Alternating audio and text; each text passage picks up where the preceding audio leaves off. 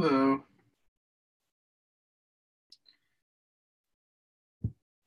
Okay, so we can start. Let me pull up the questions. Here we go.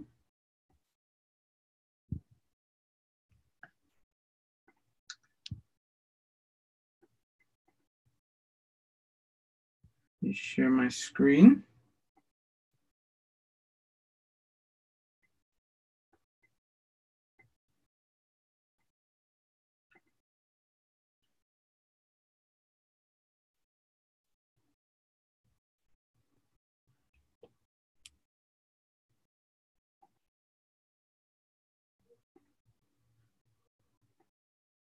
Okay.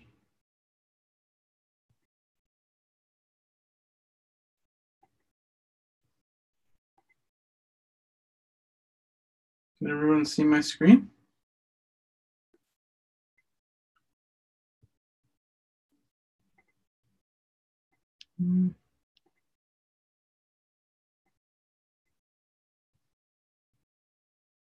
Okay.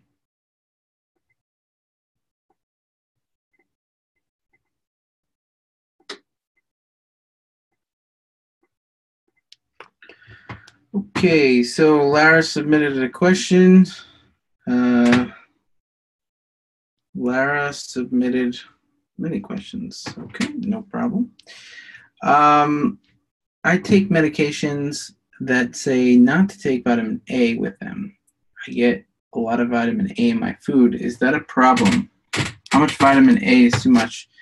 I would doubt that any medication would interact with the vitamin A you take from food. Okay. I bought a subscription to Lab Test Analyzer. What tests are effective in gauging the efficacy of diet, supplements, efficacy of diet and supplements? Okay. Well, all of them to a degree are. I mean, not all, but a lot of them are.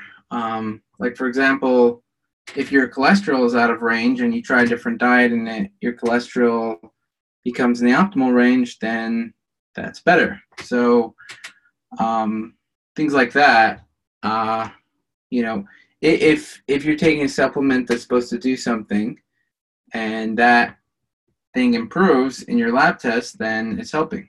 I'm taking a ton of expensive supplements. I'm wondering what I can taper off. I plan to use a brain gauge, but I want to leverage the Lab Test Analyzer before you create an integration with brain gauge. Okay, brain gauge is going to take a while to integrate with, just to be clear about that. But yeah, I think you know, if you want to do Lab Test Analyzer, you first have to plug in all your results and see which ones are out of the optimal range. And then you have to try to come up with a plan. We have suggestions on how to get there. And then you can retest in three months and see how it's doing. Are things changing and getting into the optimal range? I assume some will, maybe not all of them, but if they are getting into the optimal range and you know you're doing the right things. Sometimes there's a mix. So, for example, with me, my T3 was not in the optimal range when I was eating lectins, and they got in the optimal range when I went on the diet that I'm on. You know, more of a low-carb, low-lectin diet. So, not everything improved. I started eating a lot more saturated fats, and my LDL went up a lot. So, you know, now I'm trying to hack that and trying, I mean, so on the one hand, I have a bunch of markers that, you know, that became optimal. On the other, I had one marker that became not optimal. And so, yeah, I mean, there were a bunch of markers that I've been testing for a period of time, and some of them were not in the optimal range. Uric acid was one of them. T3 was one of them, free T3 specifically. TSH wasn't great, but it wasn't, I forgot exactly what it was. And there was a couple other ones. However, on the flip side, there were two things that got worse, my LDL and BUN. And the reason is because my protein intake went up, so BUN is going to go up, and my saturated fats went up, so the LDL cholesterol is going to go up. And so, you know, not always every change is going to just be positive throughout. I mean, like, yeah, it is good. I've been testing my blood for like 10 years, so I saw what different diets were able to do. But yeah, like I said, not every change is going to be ideal in every way. So right now what I have to do is think about how to make optimizations. And I started trying some things to bring down my LDL. My HDL is at an optimal range. My triglycerides are at an optimal range. And also bring down my BUN. And the way to do that is, one, drink more water, is to bring down BUN. And for the LDL cholesterol, there's a number of ways to do that. I'm actually going to start taking in more insoluble fiber, because I tried just soluble fiber like the high maize. And that it didn't bring it down much. So now I'm going to try more insoluble fiber and some other things that I planned, but essentially that's the gist of it.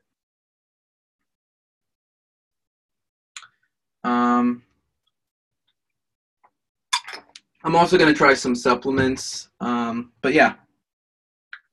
So that's how you see if things are working for your labs. You can track which labs are out of the optimal range. Lab Test Analyzer can help you do that, and then it'll give you recommendations, and you try the recommendations and you see which ones, and there's usually multiple recommendations for each one. You try the one that is most likely to work. And for BUN, it could be as simple as drinking more water, or eating less protein. But I know I need the protein, so I'd rather not do that. Yeah, and then the LDL could just be as simple as taking in more soluble fiber. But we'll see how that goes. But there's other things as well. I'm following a lectin avoidance diet. It's made the biggest difference in my life over the last 12 months. I read about medicinal mushrooms, reishi. Are they off limits because of lectins or valuable supplements, despite the fact that mushrooms are nightshades? I don't think mushrooms are nightshades. You sure mushrooms are nightshades?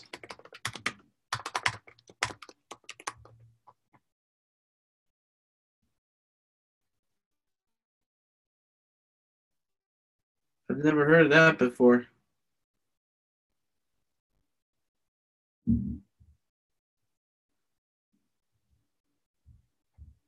me just see something.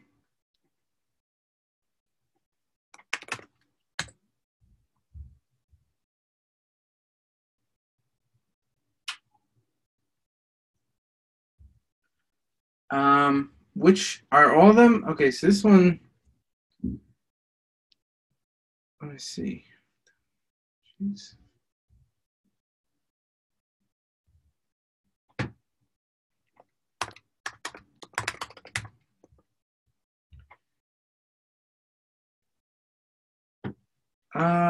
This is not an accurate website. This is not either, but let's see. These are the main ones: potatoes, tomatoes, eggplants, and peppers.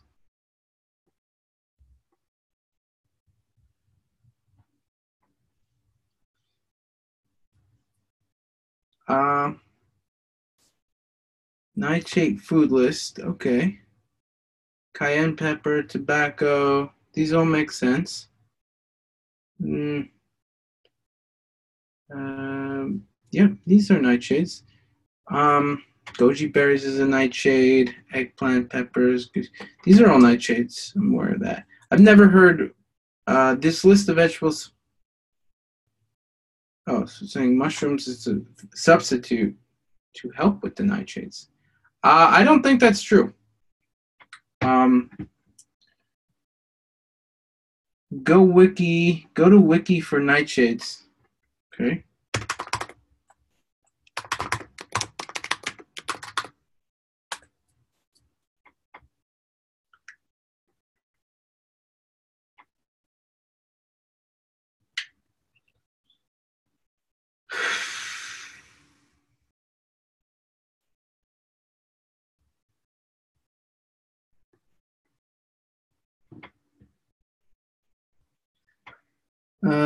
So the genus Lycium contains tomato, eggplant, potato. Let me see, mushrooms.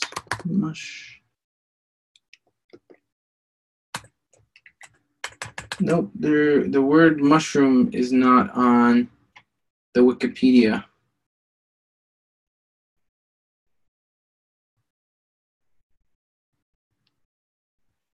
I had a major reaction to mushrooms after eating them 3 days in a week. Well, that doesn't mean it has nightshades.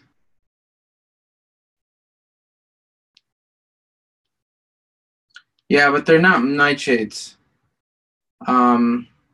So, yeah. I read about medicinal mushrooms, so are they off limits because of lectins or valuable supplements, despite the fact that that mushrooms are nightshades? They are not off limits, no, and they don't have nightshades. But if you're reacting to them, then they are immune stimulants, and so if you're sensitive to immune stimulation, I mean, I'm sensitive to immune stimulation, but for some reason I'm not sensitive to mushrooms. I think they're fine. I've spent over 12 months trying to solve gut problems. Yesterday I heard of a podcast that parasites operate on a 6-week cycle. Please help me understand the subtleties as it relates to testing and treatment. For starters, I've learned to take stool samples on a disaster pants day when parasites are active. Other times when I have diarrhea, I'm not sure if it's parasites, MCT oil, or whatever. So I've eliminated most foods that could be possible causes. Most parasite treatments, I think she means to say artemisinin, have given me diarrhea almost immediately, and EDS testing has recommended I not take them. Homeopathic treatments haven't been a problem, but I can't tell that I'm cured.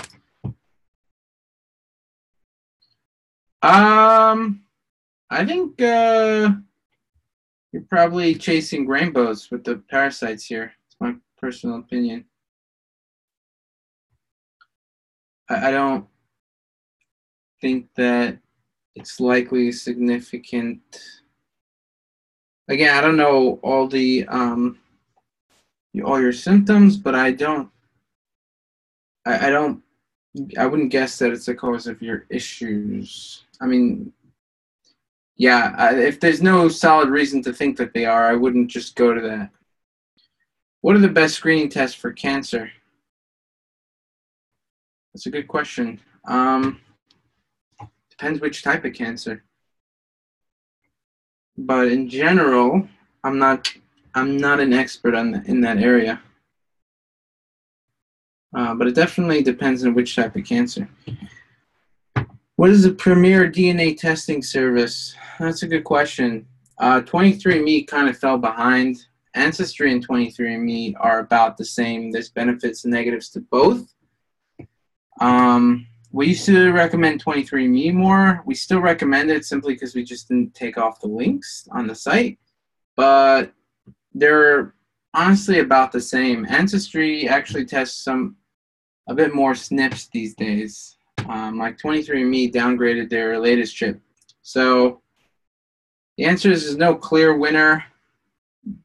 But yeah, there's no clear winner. whatever's cheaper, I guess. We plan on, we plan on working with a dedicated lab for sequencing so that it can be a better process.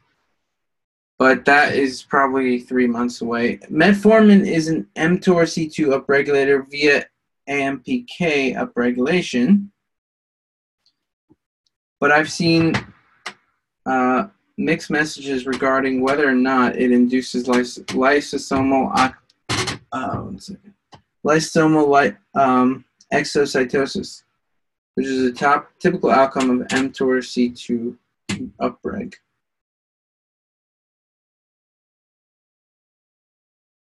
I'm seeing more articles that suggest that it is not an inhibitor, but are there any mTOR inhibitors specifically do not induce lysosomal exocytosis? I'm specifically interested in promoting the lysosomal exocytosis that occurs during delta deep sleep. Would mTOR1 inhibitors such as metformin and even sirolimus that have long half-lives be more detrimental than advantageous under assumption that mTOR should be cycled? Okay, so this is a complex question. I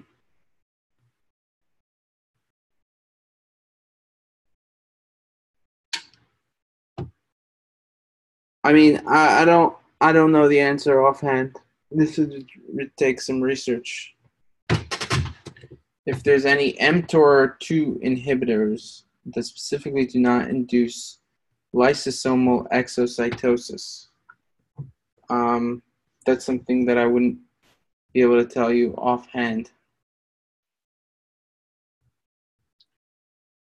How would you compare the usefulness of self-decode to Prometheus, assuming the user knows how to look up information? Oh, it's a completely different service. I think self-decode is a lot better, especially if you know how to look up information. For example, I mean so we aggregate all the information in a way that is way easier, saves you a lot of time. So I think it's a lot better if you do know how to look up information, and also better if you don't. Yeah, I mean, we're giving you, so when you look at the information, you could see a demo, by the way, but when you're, I mean, it's completely different if you're just looking things up. We have like a substance database. We have all these different kinds of features that allow you to see how genes interact with substances, and we aggregate genes in a bunch of different ways. Here, so let me see. Can you search your SNPs as in Prometheus? Yeah, of course. So I could show you an example. The other thing is, there's a variety of features that are different. Number one is we have gene reports, and currently you get 2 free gene reports. And basically these are like very simplified ways of, so if you get a yearly plan, you get 2 free gene reports every year. DNA Fit and other companies sell each one for like $180, but they're basically like a pamphlet on a specific topic related. It's like very easy to read. So number one is the gene reports. You could look at, like, we have a suggestions thing, which is pretty cool. So you could like check out a disease. Let's say if you checked out anxiety disorder. Let's see.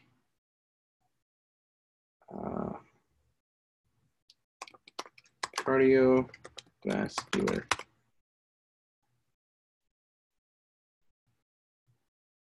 Sure why it's not coming up. Here, so these are like recommendations. So let's say zinc. You can click on it, and let's go to something else as well.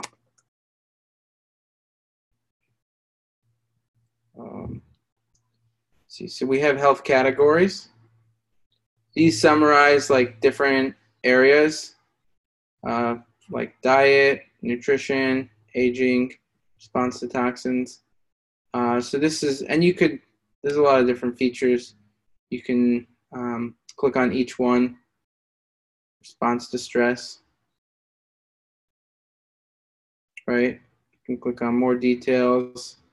And you can click on, I mean, it gives you all this, you can keep on going and expanding on the information. You can click on the SNPs, the genes, and it'll take you right there. Let's say you want to click on the ACE gene, gives you various information. It's better to have this gene decreased most of the time.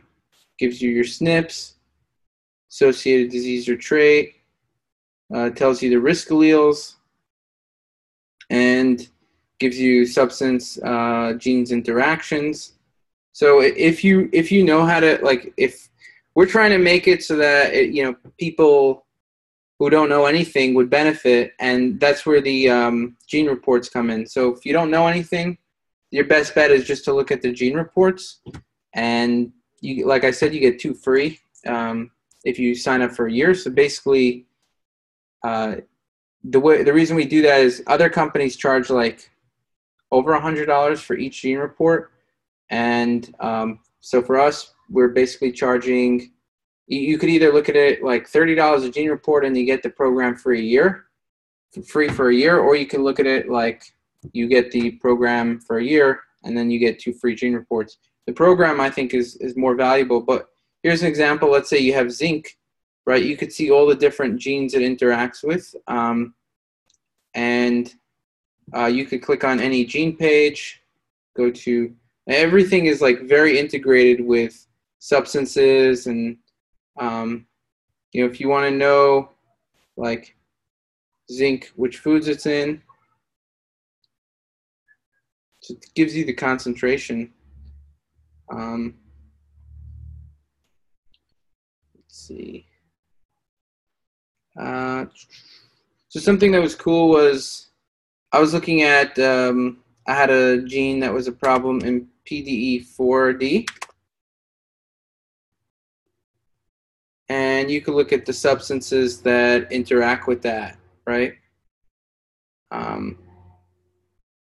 You see, hyaluronic acid, it decreases PDE4D. And you can see the other things it does as well, but it shows you which one you're interested in. This gives you information. And so, like here, I had 2 risk alleles here. There were also the minor alleles for the SNP. And this is something that can cause anxiety. I just happened to, I don't actually have anxiety, but I happened to see it when I was looking around. That was interesting. And so you could look at substances that interact. So you could go to, say, consumable natural treatments, and you could see what increases it. You could see substance that decreases it.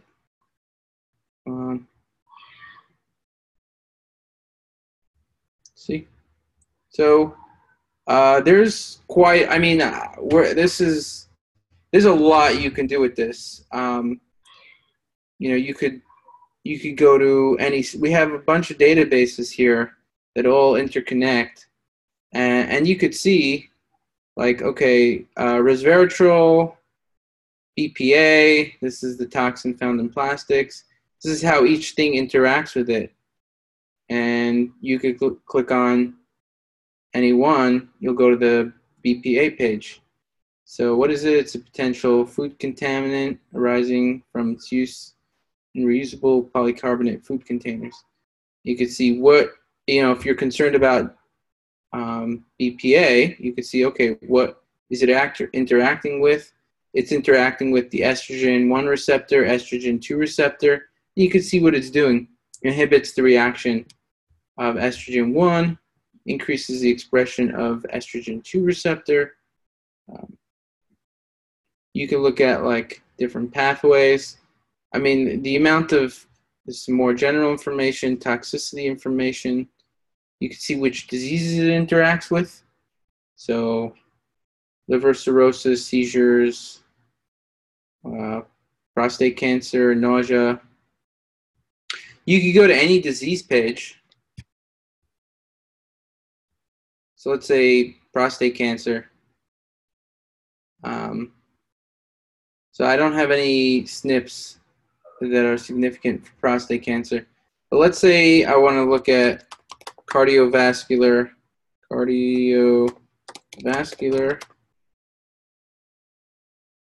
disease. So this will look at all the diseases that are under that umbrella, are within that group of cardiovascular, and it'll sort them by, by the ones where it has 2 risk alleles.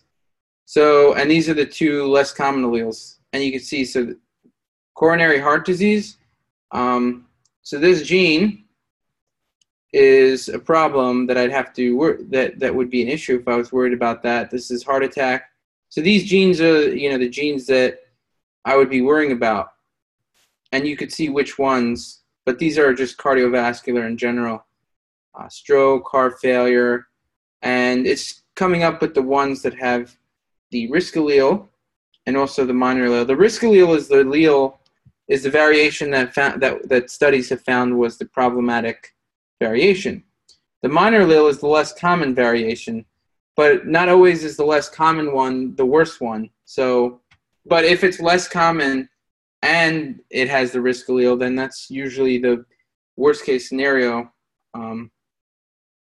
Yeah. So, I mean, you can look at the disease hierarchy.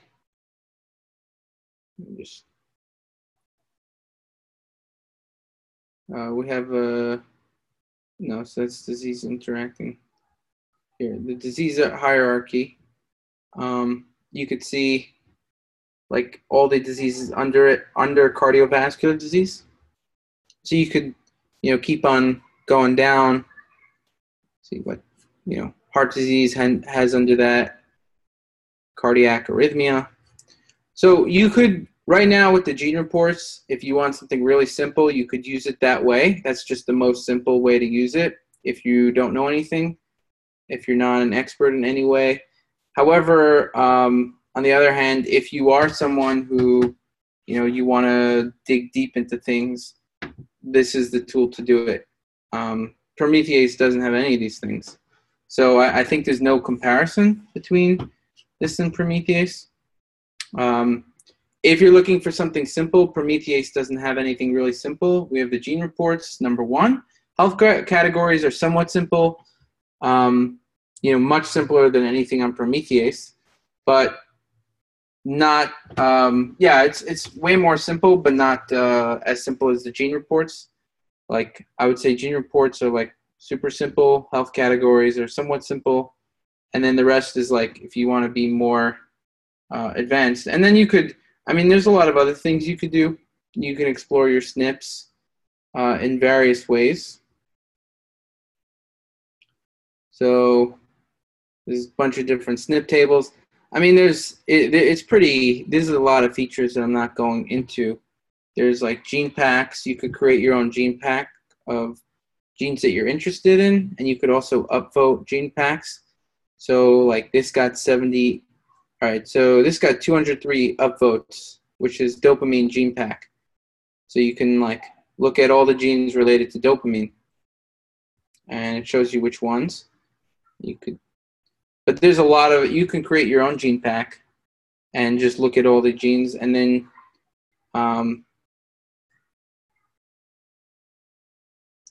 we actually also have targeted beneficial substances. And see, there's a lot of stuff that you can do. There's more there, but essentially you could bookmark stuff. There's all kinds of information. like let's say here. This gives you the information specific to you. So if you click on the SNP, it says, you know, what it's associated with. I mean, there's a lot in this program that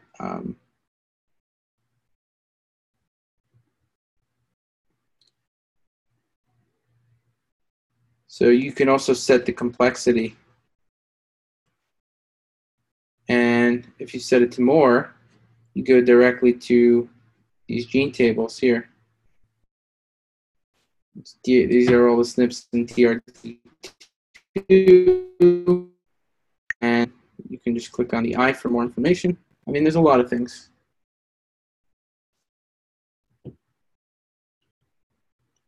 This, okay, cool. Yeah, I can see there are a few other search types over Prometheus. Yeah. Lara Butler says, I really like self-decode. Self-decode is a ton better than strategy in my opinion. Yeah, I think strategy is pretty weak. I mean, we're trying to do different things to cater to people. So that's why we did the gene reports, because people who wanted something way more simple weren't getting it. But you know, and so we're expanding that a lot. We want to get a lot more gene reports out. The next one is going to be on sleep. And what we plan on doing is every year you subscribe, you get like 2 free gene reports.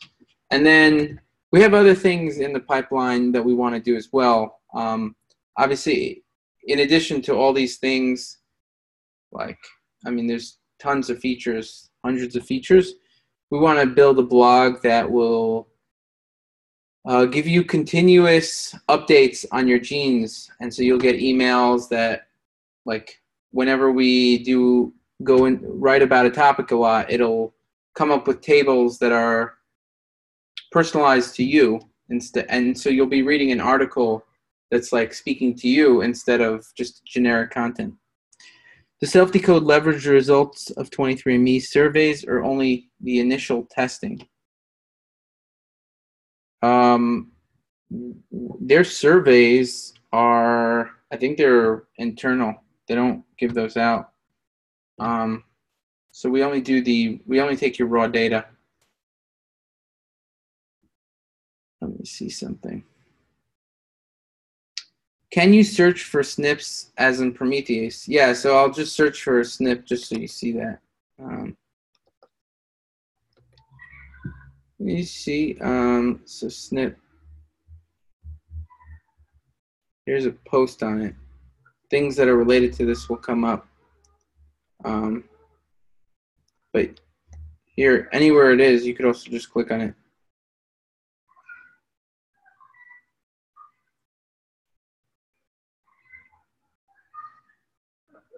Okay.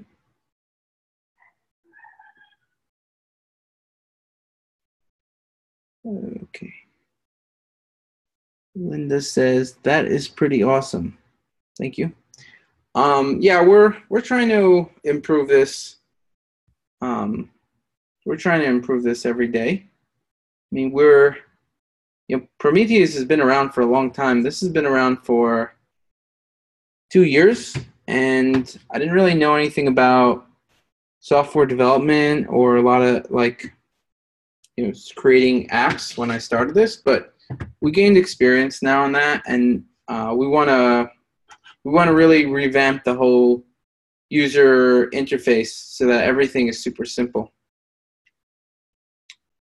Whereas Prometheus is extremely complex. I mean, it's only $5, but you really don't get much from it. I think self-decode is a solid tool, and we're trying to always develop and make it better. Let's see.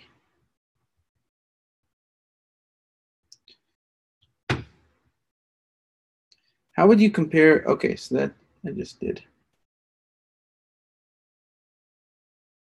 Does self-decode leverage? Oh, wait, I answered that. I follow the lectin avoidance diet. How much nutritive value is lost from kale when it's pressure cooked? I'm not sure offhand, probably in the tens of percentage, low tens. Depends what nutrient. Could be, but yeah, some of them are not lost. Some of them could even be enhanced, but like the antioxidant nutrients, maybe 10, 20%, not too much. Would I be better off to eat raw romaine lettuce and spinach salads? I mean, you can do that, but I think sometimes when you cook it, it actually enhances the availability of nutrients. I wouldn't, I don't think that people are suffering from, I mean, yeah, like for example, if you cook it, it'll have less goitrogenic effects. So that helps with, let's say, thyroid or iodine. And it's, you know, if your gut is being attacked by various plant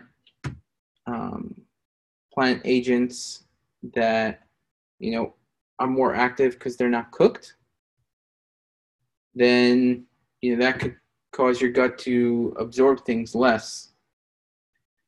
Okay, had disaster pants episode after taking 1/8 a teaspoon of magnesium chloride. I took a sample for GI map, but it's been 4 weeks since my last episode. I'm trying to find out if I still have amoebas or other parasites. Right. I don't have any evidence that you have parasites, so I don't know how to answer that. I read that tests that purport to determine dietary levels of vitamins in the body are snapshots, so are not so valuable. Are there any particular tests from particular sources that you consider credible? Some of the blood tests are decent. But you're right. It's trying to get nutrients. I mean, so some of them, like vitamin B12, is decent in your blood. Folate is okay, not great. So zinc is pretty decent. Some of them are decent, and then some of them are not reliable at all. I haven't really found any amazing tests for that, so I cannot help you on that. Hi, Joe. I like the reports in self-decode. Thank you, Attila. Very useful to see things from a higher perspective. So she's talking about the gene reports that I was talking about are good for people who like simple stuff. You know, basically not like, you know, experts in genetics. What do you think about cold showers? I did not see it in their inflammation report as a tool for lowering inflammation. I think cold showers are good. Not everything in the inflammation report will, you know, we're not trying to necessarily say the best things that will lower inflammation. It's more like we're just looking at your genes and seeing what things might help. But that's something, I mean, we were focusing on, you know, making certain aspects of it good. I actually want to go over all the reports one more time and look at the recommendations. And if we update it, we'll send you the updated version. But cold showers, I think, are great. Just, I would, you know, it's just, the recommendations that we have are just related to your genes, not necessarily like what are the best things in a general recommendation. My prior GI map showed positive for amoebas. So there's the proof. Okay. Would you please revisit my question? Okay, so the GI map. Which amoebas was it positive for? And let me see.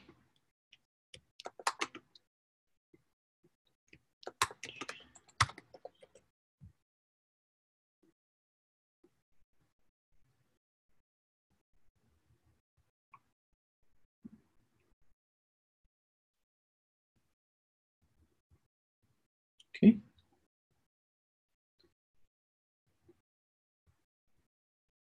You can answer that in the chat. Hi, Joe. Do you still take CBD? I do. What concentrations and how much a day? I take a lot more. I haven't actually taken it in like 2 weeks, but I was taking it for a really long time, and I plan on starting again. I take like 100 milligrams a day. I take a fair amount. I'm using the lab test analyzer, and for eosinophil, I cannot enter percentage. Is this intentionally? You should email support. We actually, if you go to lab test analyzer page, you can go to bottom, feedback and support. So anything, markers, units.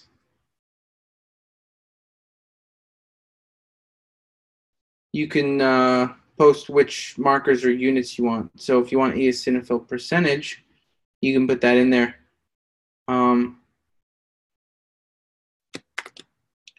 Some of the, there's a few of them that were left out, like the percentage ones. Some of the percentage ones. Yeah. We're adding in like all the missing, because everyone, part of the difficulties with people's labs are when you get it back, there's like 20 different ways to display the results. There's like 20 different ways of writing the units. A lot of them are the same. In terms of the percentage, the absolute value is more important than the percentages. But if you request it, we'll add it. Okay. Hi, lab test analyzer suggests me to take 5-methylfolate. My folate levels are 54 nanomoles per liter, which is quite high. According to self-decode, my methylation is good. Are these contradicting or not? Is there an explanation for these? Thank you. The lab test analyzer might be saying, you know, the body's complex, and there might be one reason for you to take something and one reason for you to not take something.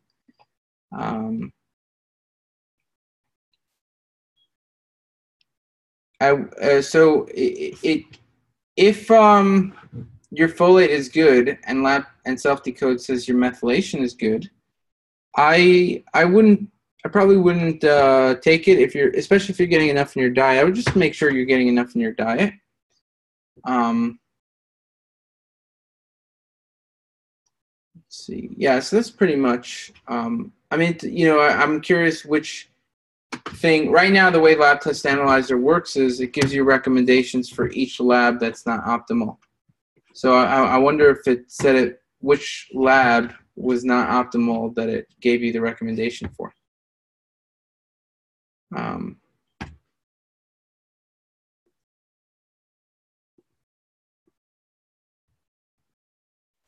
Hi, Joe. Have you heard of ASEA?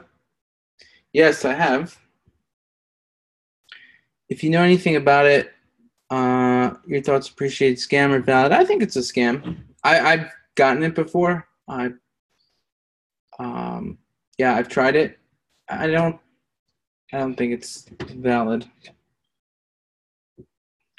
When does sleep report become available? Okay, also, I just signed up for self-decode. I got the inflammation report. Cool stuff. Like where this is going. When does the sleep report become available? Also, so that should become available hopefully in like 2 weeks. Also, if you bring out a content block for the regular self-hack site, as you were discussing, I assume VIP members would get free access. Yeah, what we plan on doing is something to the effect of, if you've bought any of our products, and we have like the emails of people who bought our products. If you bought any of our products, we would give you the content for free. Meaning you wouldn't have to pay for the paywall. It's not our goal to, you know, try to get someone who has already bought something to keep on buying things like you know, if you already bought, let's say, self-decode and you're a VIP member, then you're contributing to what we're doing. and you're allowing us to build better products. So, you're fine. We don't need to try to get more money out of you. If you buy more of our products, then great. But the point is that basically what happened with Self-Hacked is we were producing a lot of content, and we weren't making money off of it because we weren't just grossly promoting things. A lot of the health websites are just a promotion machine, and we're just, we were just writing about science and doing very in-depth reports on each topic, and these take a lot of time and they're quite expensive. So, and then we don't really get a lot of money from these posts. The way we get money is by selling some of our products. So if you're a VIP member, you help support the site. If you're Self-Decode member, you help support Self-Hacked. Same with the LTA. And so we don't mind if you get a lot of free content and it helps you out a lot. We're going in on 900 posts soon. And I think it's over 850 now, so somewhere between 850 and 900. And it's a lot of free content, and we're not really monetizing it well. And so we think that if you've bought something, then you deserve to get the free content for at least a year, right? If you're a subscriber to Self-Decode, we plan on giving you free content for however long you're a subscriber for. So basically, we wanted to go hand in hand. Anyone who buys products from us, but they're not freeloading. To create all that content was quite expensive and time-consuming. So we just want people who are coming and reading all the Self-Hacked articles and not buying any of our products. We cannot profit. We cannot make money from those people, and basically the more money we make, the more we can reinvest in our products. If we make a lot of money, then we can make better products, and we're trying to do that now. We just, as our revenue goes up, we can hire more people, and with more people, we can make better products. That's the way it goes. So we just keep on trying to reinvest whatever we make, and I work very hard on picking a good team and making sure that we're making good products. And I look at the products. If there's a product that doesn't meet my satisfaction, we redo it. So we redid the cookbook, and everyone who bought it is getting the updated version for free. I do want to redo Self-Hack Secrets, and everyone who bought it will get the new version for free as well.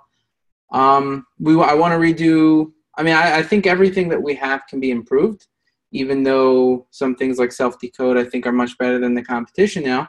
I always think we can improve. So when people buy our products, we can then use that money and improve it. For people who are just reading Self-Hack for years and never bought anything, we cannot, so basically our options are, if the paywall doesn't work, we will actually have to stop producing content on Self-Hacked, plain and simple, because we don't have enough money to produce content and also work on our products.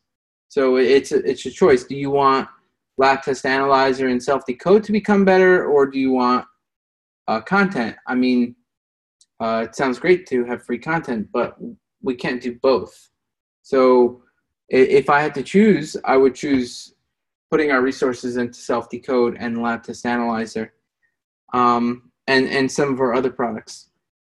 So that's essentially the situation. And if you bought something, then it means you're contributing to what we're doing, and that's great. You're fine. So we're probably doing something like 3 articles a month. If someone reads an article a month or 2 or even 3, we don't care. Take enjoy the free articles. But if you're if you're reading 10, 20 articles a month, we think you should be paying for the content, and then we use that to either create more content or improve the tools. Otherwise, we just stop producing content.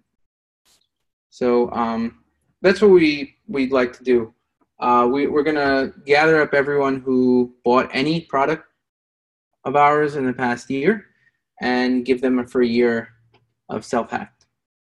And I would like to try to implement something where if you're either a subscriber for LTA or self-decode, you'll get the self-hack content for free. But we're still trying the paywall. We're not sure how it's going to work out. If people are not buying it for some reason, then we just have to invest our money in self-decode. We have a pretty good plan for self-decode. I think the future of content is not in static, like generic content on self-hacked. Even though the content is good and important, I actually don't think it's the future. I think the future is where, you know, we write extensively about a topic, but we also call up the person's genetics and speak to them about how the information relates to their genetics or lab tests. And so that's what we want to focus on in any case, but we still have, I still think the generic content has a place. Like, you know, there's still quite a bunch of topics that we could write on. Yeah, so that's the vision. Let me see. Zoom locks my computer, so I can't get to my hard drive to bring up the GI map results without leaving the meeting. Do you plan to enable Lab Test Analyzer to accept stool test results or only blood tests per se? We plan on having it accept any lab test that a lot of users want. So we have users who want some kind of result, we will do it for them. Right now we have over 150, and it's just a matter of time. We're just going to go through, you know, one result at a, you know, one lab test at a time. Initially we called it blood test analyzer, but I said, hey, we're going to be analyzing a lot more than blood results, so we switched it to lab test analyzer. Customizing self-decode info to individual will be competitive long term. Can't wait. Yeah, I think you know, when the content business is not an easy business. You produce content and someone could just nick it from you and you know, and use your content. We had some people stealing our content. And the other thing is, it's harder and harder to make money off of that content and be scrupulous at the same time. You know, we could try to market things that are overpriced and scam, but we're obviously not going to do that. So there's really not a lot of ways to. It's not a great business going forward, and so we really, like, revenue has not increased, and we're just spending more and more money on it because we were doing daily posts, and that's quite a lot. So we built a big encyclopedia of content, and that's great, but we're not making money off of it. So, and you know, it's not about like, okay, well, I needed. It's just when you have limited resources, you have to pick. Are we gonna, you know, if we invest in self-decode and self-hack, they're both gonna benefit people, but you know, I think self-decode is more, and lab test analyzer are more the future, and we can build a blog there and give people continuing value. Because right now, you know, even though it's a great program, you know, people are not necessarily using it every day. Some people might, but usually you know, use it once a month or something like that. You go back to it, but it's not something that you use every day. We want to make it so that you use it every day. You know, we have a new blog post every day, talks about some topic, and it relates your genetics to it. And so this way, it gives people continuing value.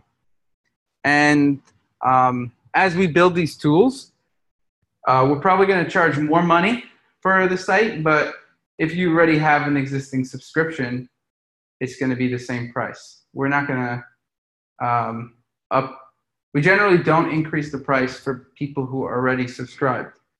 But yeah, once we have the blog and we plan on spending quite a lot of money on improving these apps. The continuous updating will make it worth it checking daily. Yeah, so when we have that, it'll make it worth checking daily. That's why we want to do that. We think that's very important to make it an app that people check daily. We have other things planned as well.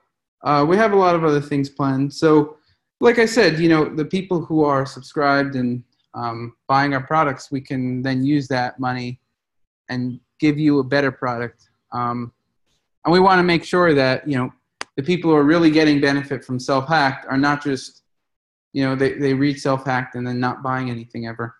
And if they don't want to buy anything, that's cool, right? Just they should be paying for the content they're reading.